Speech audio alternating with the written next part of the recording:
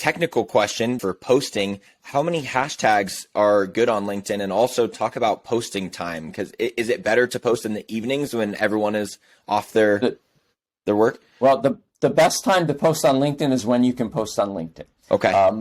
There really is no magic time now because of COVID.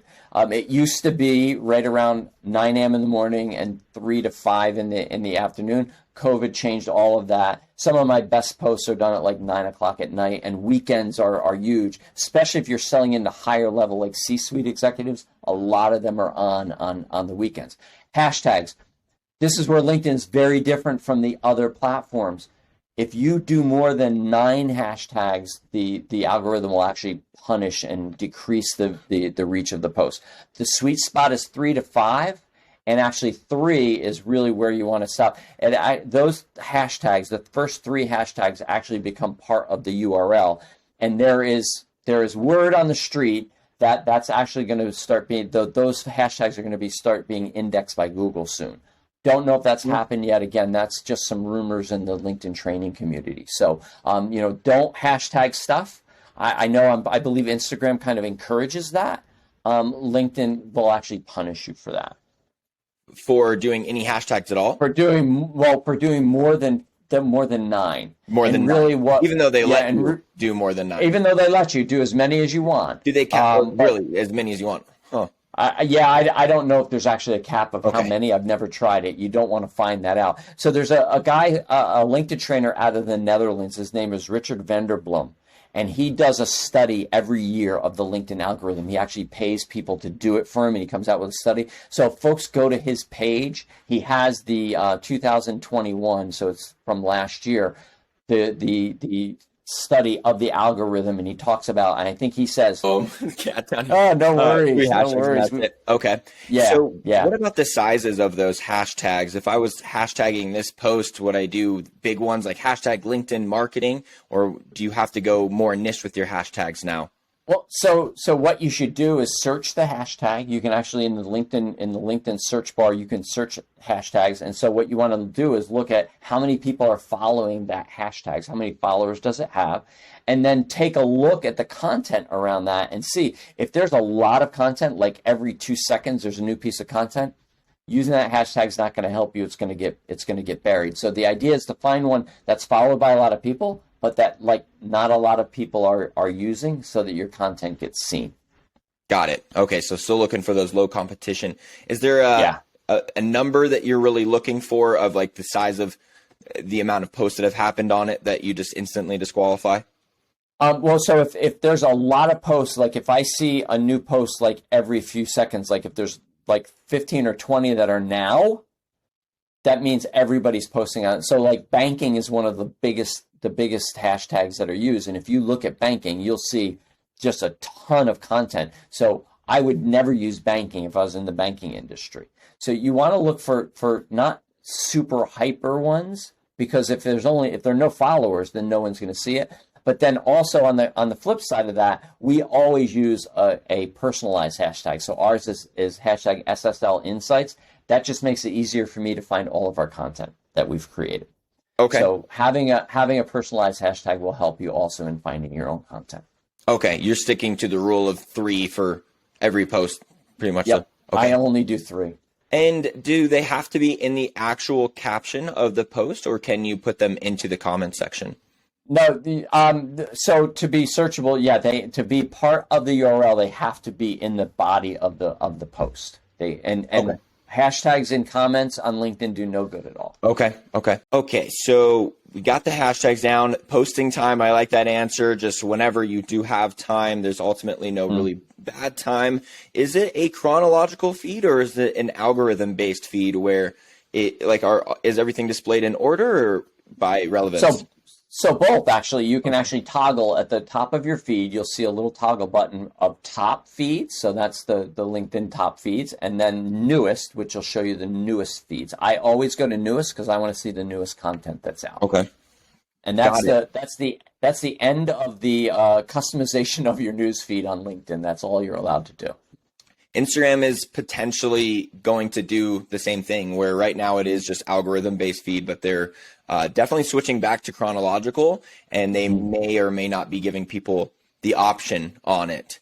So that will change things a lot over there.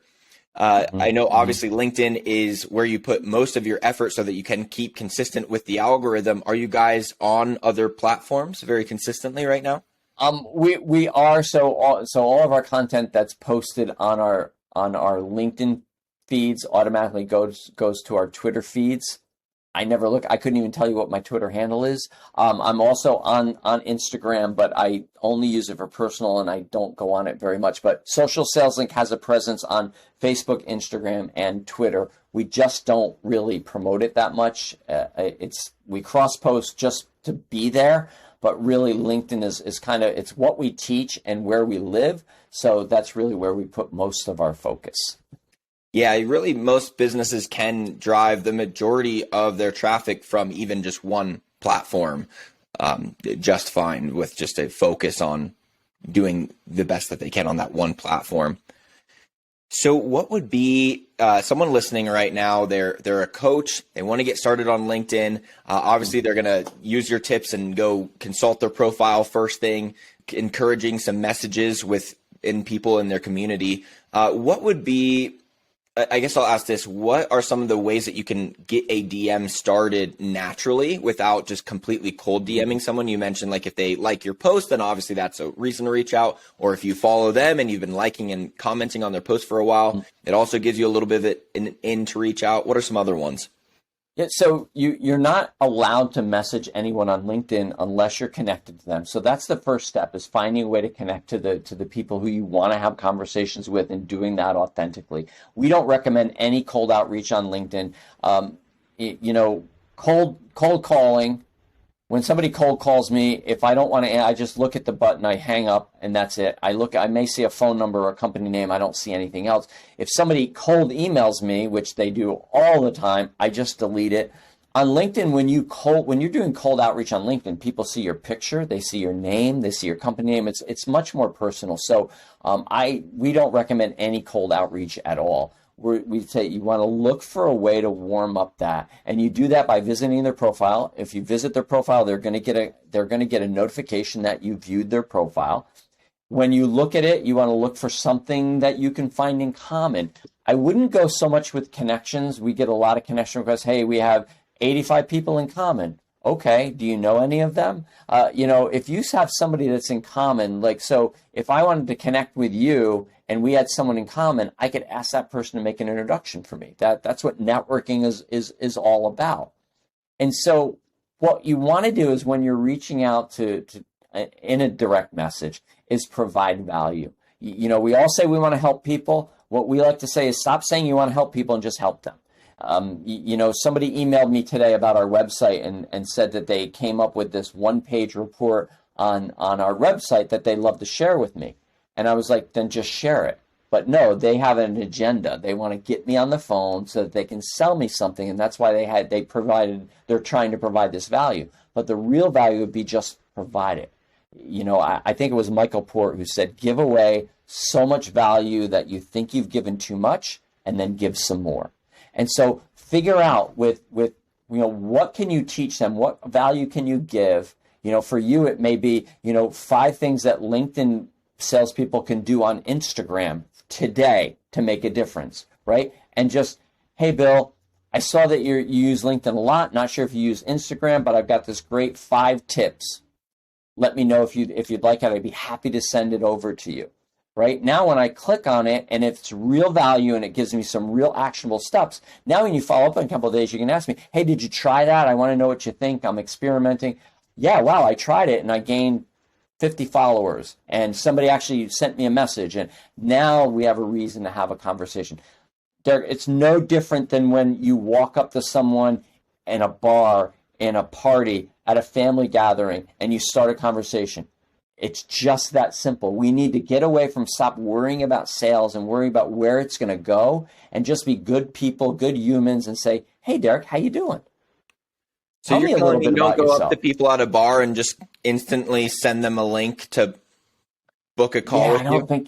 Yeah, I don't think that would work. Think about it. So if for your listeners that go to networking events all the time, so you remember, you probably went in, I'm looking for some of my business cards. They're all over my desk because this is what I do all the time. We've all been that guy or that girl. I was walking into a networking event, going up to a group of people. Hey, a card for you, and a card for you, and a Yeah. card for you, and a card for you. And what did I do? I came back with another stack of other people's business cards that I put in my desk, and I never looked at them again. And when you're cold connecting on LinkedIn, that's what's happening. People are forgetting about you. You're not different. But if I go up to you in a networking room and I show some genuine interest, and we really have a conversation, we're going to know if we're going to hit it off. We're going to know if there's some opportunity for something to happen. And now we take it to the next step. We just have to be more authentic and just in having conversations with people. And the patience that you alluded to before, I think is a big part of it. Just being willing to send some messages back and forth. It might be a week or two even before you actually get to do your big ask or your call to action. But if you have DMs in the works, then you really will always have someone towards the bottom of your funnel that you can do that. So it's more just having a ton of people in the mix. Yeah, and if done right, every once in a while you're gonna have somebody who just asks for it. You're not gonna have to have your big ask because they're gonna raise their hand and say, "Listen, my team needs help with this." Right? I mean, this happened to me last month. I was actually on a podcast like this talking about the things that salespeople are doing wrong, and this was the CMO of the organization says, "You know what? We need your help. So, before we get off, let's make an appointment and let's talk about this." And so now we're talking about some service for them. They asked, I didn't. Now then all bets are off. Now I can start talking to you about how I can help you, right? Because you've asked for that. It's more permission based. How much would you say having a resource to send people in the DMs before your real call to action is necessary? And this seems like a piece of content that's really designed to encourage the rest of your sales process too. It's not just random information. It kind of leads them to the next part. Yeah, it's basically resonating with them and talking about the pain that they have. I hate talking that word, but what is the solution they're looking for? What's their desired outcome? Because that's what they're buying from you. They're not buying your product and your features. They're buying the outcome that provides. And so what can you teach them around that? What value and what insight can you give them around that at all steps? So, because that does a few things. First of all, it lends credibility to you that you get to see, or that they get to see, this person really knows what they're talking about. Everything he sent me or she sent me has been valuable, and I've learned something from it. When I'm ready for this, that's the person I'm going to. Bryn Tillman, before we ever met, I had read her whole book to the point where another LinkedIn trainer and I had a conversation. They looked at my profile and said, "I can't help you, Bill. Yours is perfect." And it wasn't anything I did. It was just following Bryn's advice. So when it came time to find someone to help me with what I needed, she had all the credibility there. I wasn't going to look anywhere else. So that's what having that content so that you can provide that value all along the way will help develop that credibility that you're going to be the go-to person for them. There's not going to be any question of shopping around or maybe we go with this person or who has the lowest price. It's, no, Derek's my guy. Derek's my guy. I'm not going anywhere else. And you had followed Bryn for quite a while before connecting with her. We were connected for probably three years. Mm-hmm. Yeah, I've been running this podcast for about 3 years now, and each year you get more people coming out of the weeds. Like, I've been following you for 2 years now, and I finally they've been following the podcast for 2 years, and now they finally follow me on Instagram. It's like it can take that long to even just get them to follow you on another platform sometimes, just because the entire world is trying to compete for their attention at all times. So you do have to have the patience. Yeah, and there are a lot of lurkers that they're just comfortable scrolling through and looking. It seems that they may give it a thumbs up. They might not even do that, but it registers with them. And so when the time is right, that's what we talk social selling. So the definition of social selling is building relationships, providing real value, being a resource, understanding the sales will come when the time is right. We're not trying to jam something down someone's throat. We're waiting for the timing to be right. And then we're engaging with them for a sales conversation. That's probably the main benefit of just social media in general is you're catching people in their leisure time. So it's not like it's Amazon where they're like, what should I buy? Right. They're like just looking at their favorite influencers or the best friends, and you're just kind of sneaking your way into their feed slowly but surely and nurturing that relationship for those sales that will happen eventually but aren't ready now. Just a way to nourish those relationships. Yeah. You become the thought leader and you build that credibility. So when the time is right, you're the go-to person. So Bill, we've covered a lot here. I think we've even given some people that want to get started on LinkedIn action steps for a few weeks now. Anything else that you would like to add before we sign off? What I say all the time is whether you're dealing with someone on the other side of a DM or on the other side of a screen on a Zoom call or on the phone, treat the other person on the other side of whatever medium that is as if they're sitting on the other side of the table from you, that you were in person. Be human, be genuine, be authentic, and you'll be successful.